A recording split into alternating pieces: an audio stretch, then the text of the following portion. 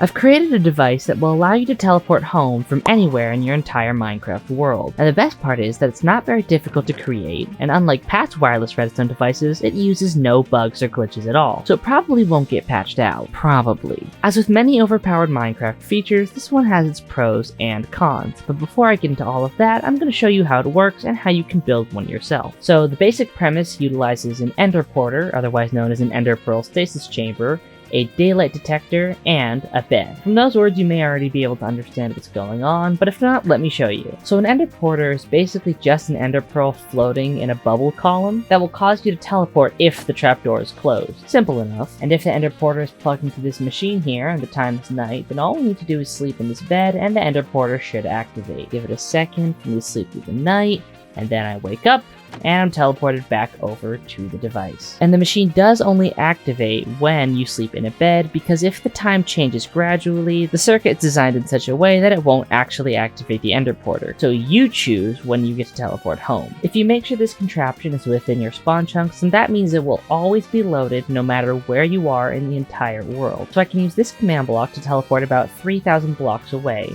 And even if I wait about 10 seconds for the chunks to unload, which is about how long it usually takes for chunks to unload, I should be able to still sleep in this bed, wait about 5 seconds for me to fully sleep, and then when I wake up, teleport back to my spawn point because of this device. Works like a charm. If you don't know where your spawn chunks are, then hold F3 and press G to view your chunk borders, and then follow a compass to the center of your world. From here, all chunks in a 19 by 19 radius should be spawn chunks. Spawn chunks are a little more complicated than that, but as long as it's pretty close to the center of your world, you should be fine. Alright, we get it. You sleep, you teleport, now how do we actually build this thing? Well, the materials are actually fairly inexpensive, assuming you have a nether portal to get some quartz and some soul sand. And it also takes up very, very little space. So we're going to start off with 2 pieces of redstone dust, and then we're going to put a daylight detector on top of the left redstone dust. We're going to invert this daylight detector to be a moonlight detector, or inverted daylight detector, whatever you want to call it, and there's a very important reason why. We could technically use a normal daylight detector to make a device like this, but the two actually detect light in slightly different ways. Long story short is that when it's daytime, this thing is completely off, and when it's nighttime, this thing is completely on. Whereas with the normal daylight detector, for certain parts of the night, it's slightly on, which makes it hard to make a compact machine. Next, we're going to place 2 redstone repeaters and put the right one on a tick of 2. Now we need to place 2 whole blocks. In this case, I'm just using cobblestone. Over there, I use smooth stone. It doesn't really matter what this is.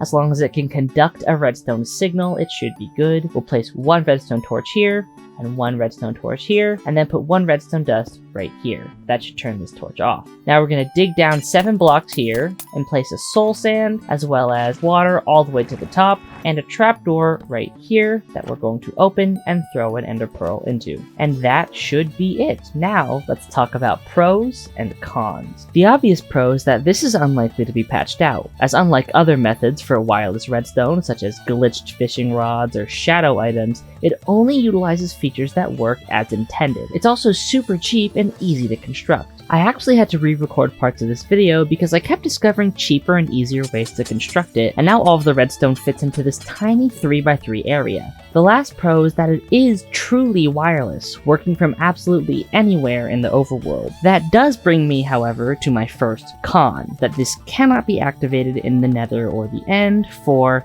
explosively obvious reasons. Additionally, another very blatant con is the fact that it has to be night in order to activate this thing, giving it some very niche use cases. This means that if it's nighttime, it's no problem activating this thing, but if it's day, at most you'll have to wait 10 minutes to actually use it. On average, you'd only have to wait 5 minutes, but 10 is still, of course, possible. If you're a very long way from home on a world exploring, resource gathering adventure, that could be worth it. But besides that use case, I can't really imagine what could be worth waiting 10 minutes just to activate redstone remotely. However, if Mojang ever decides to add some item that allows us to sleep through the day, this machine could become a lot more powerful. Unfortunately, it does not work if you try to sleep during a thunderstorm, or if it's raining at night, as changes in weather always cause the brightness in the world to change gradually and not instantly. The last con is that this is not really multiplayer friendly, as its dependency on you controlling the daylight cycle becomes a problem when your friends either do or don't want to sleep, leaving you stranded a few thousand blocks away from home. However, for your single player adventures, I can definitely see a device like this being helpful for many people, as teleporting long distances is nothing to scoff at. If you remove the ender porter, it's still just a sleep detector at the end of the day, so if you had the right use case, it actually could still be used on a server with other players. I'm not sure what that device would look like, maybe a clock counting how many days have passed, or a farm that only needs to be activated sporadically, or a device that punishes sleepers for sleeping